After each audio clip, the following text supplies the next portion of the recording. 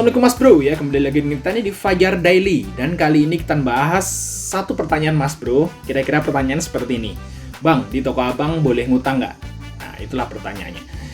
Dan kita langsung jawab aja, tapi sebelumnya jangan lupa like ya, dan subscribe channel ini Mas Bro, dan saya jika rasa bermanfaat. Dan kita akan jawab aja enggak. Ya, toko ini sekarang udah nggak terima bon. Kenapa? Oh, kita cerita dulu ya. Ini cerita sedikit nih.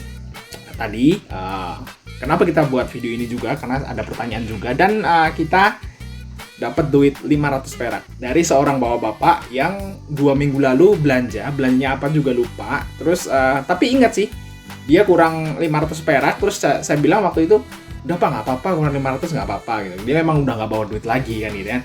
Tapi dia 2 minggu setelahnya, dia katanya lupa ya. Terus 2 minggu setelah, hari ini dia datang ngembalikin 500 perak.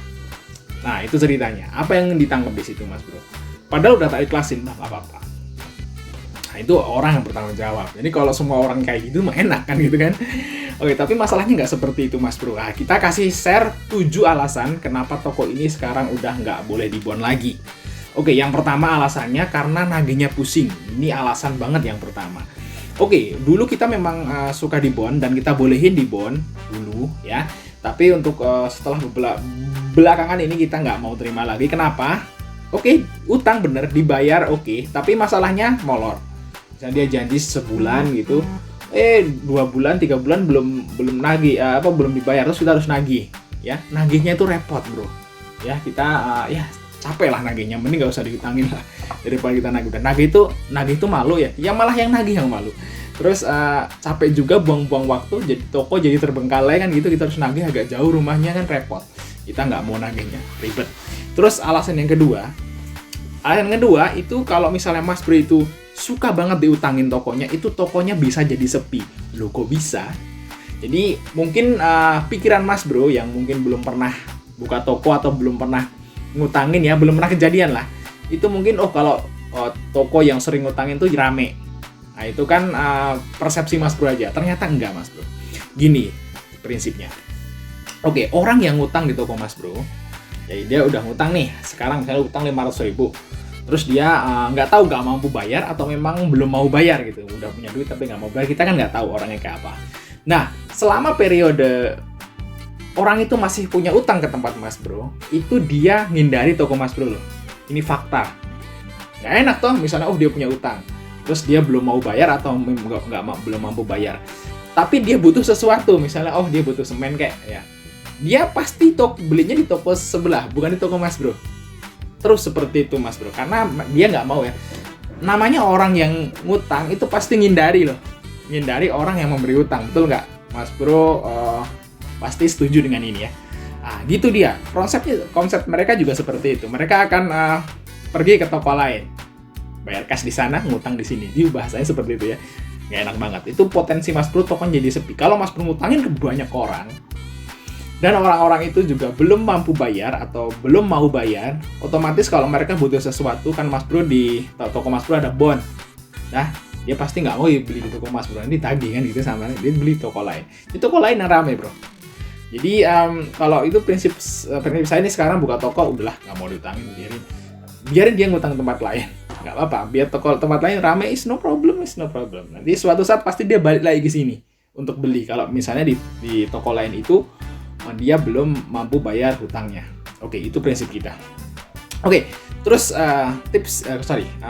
alasan yang ketiga kenapa kita nggak boleh diutangin, itu modalnya nggak muter. Ya, tentu aja kan barang udah keluar, stoknya berkurang, terus duit belum ada, ya. Tapi sales sudah datang, ngirim barang lagi, tentu aja modalnya jadi mandek. Lah, itu Mas Bro pasti setuju juga. Terus alasan yang keempat, kalau misalnya kita sering ngebonin ke konsumen, itu pas ditagih sales itu sering nggak ada uang, barang udah nggak ada, ya nggak. Terus udah sebulan jatuh tempo, sales datang, ya si yang ngutang belum ngasih duit, otomatis pas sales nagih duit belum ada, gitu ya. Tapi barang udah nggak ada, kita order lagi, kan gitu. Jadi ya nggak enak lagi di kita kan di toko itu utang loh, Bro. Jadi mungkin ini yang nonton mungkin ada yang konsumen ya, kenapa sih pelit amat lo nggak ngasih pinjam ke kita, nggak ngasih bond gitu.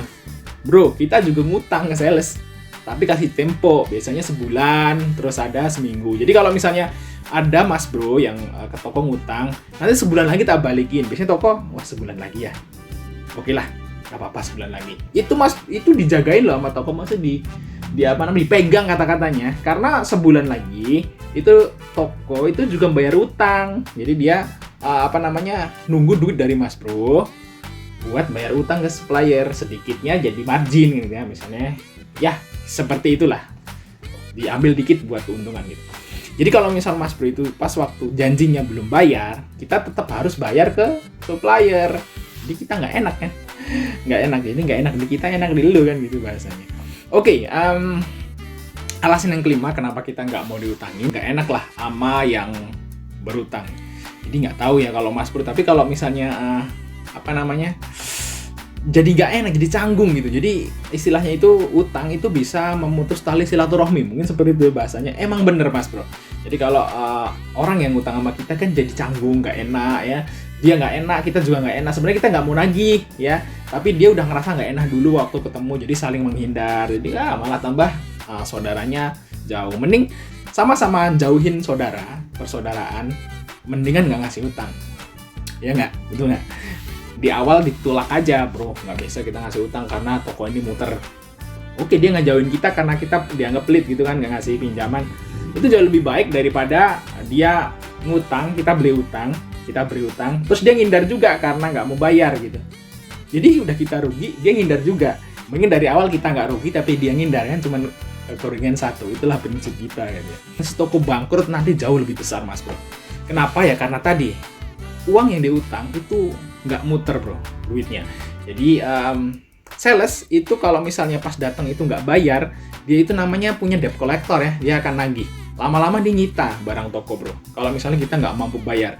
Padahal uang kita ada di saudara kita atau tetangga kita atau teman kita atau konsumen kita yang utang itu belum bayar ya, tapi kita yang nanggung tokonya. Jadi mas bro bantu orang, tapi mas bro menghancurkan toko sendiri. Dan jadi kasihan keluarga mas bro di rumah kan, kalau tokonya bermasalah kan, itu pendapatan mas bro, terus mas bro harus nanggung resiko itu, keluarga kasihan kan gitu kan, nggak enak juga ya. Jadi ya banyak kasus yang sering utangin seperti ini, tokonya itu bangkrut mas bro. Jadi hati-hati aja kalau misalnya ya bolehlah bantu orang ya.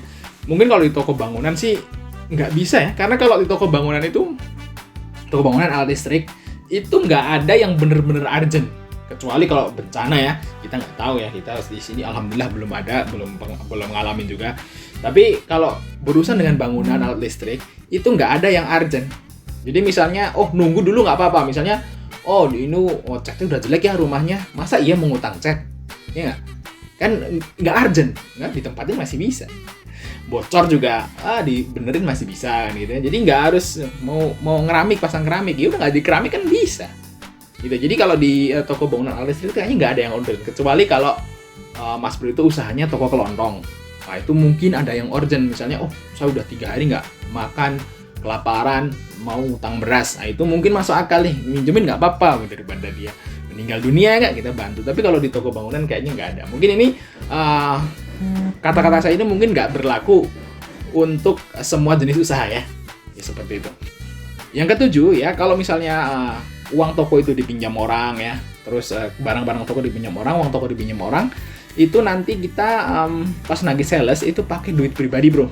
Wah itu jadi kalau misalnya mas bro itu yang udah capek-capek misahin nih antara duit toko sendiri, duit pribadi sendiri ya.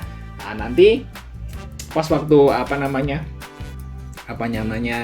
barang mas bro kan dipinjam tuh belum bayar, diutang gitu kan, mau nggak mau nanti pas supplier datang duit toko belum ada, mau nagih kan suppliernya, mas bro talangin pakai duit pribadi, akhirnya yuk nyampur lagi, kita udah pusing misahin, malah campur lagi.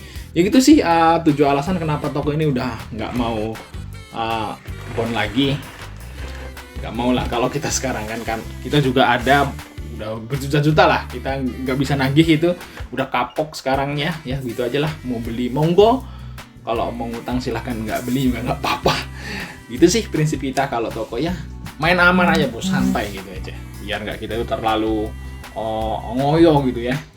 Jadi kita sebisa mungkin kalau kita beli di supplier juga cash gitu. Sebisa mungkin kalau punya duit kita beli cash, terus nggak usah ngutang. Jadi istilahnya jangan ada utang piutang lah. Kalau di toko saya nih pribadi gitu. Jadi biar santai gitu ya. Bikin YouTube pun juga santai gitu ya. Jadi ngomongnya itu bisa lepas. Tapi kalau ada beban utang kan mau ngomong kayak gini kan susah kan gitu ya di depan kamera. Oke, mungkin sekian informasi dari kita Mas Bro. Jangan lupa untuk like ya dan subscribe channel ini Mas Bro dan share. Sampai ketemu di video berikutnya Mas Bro.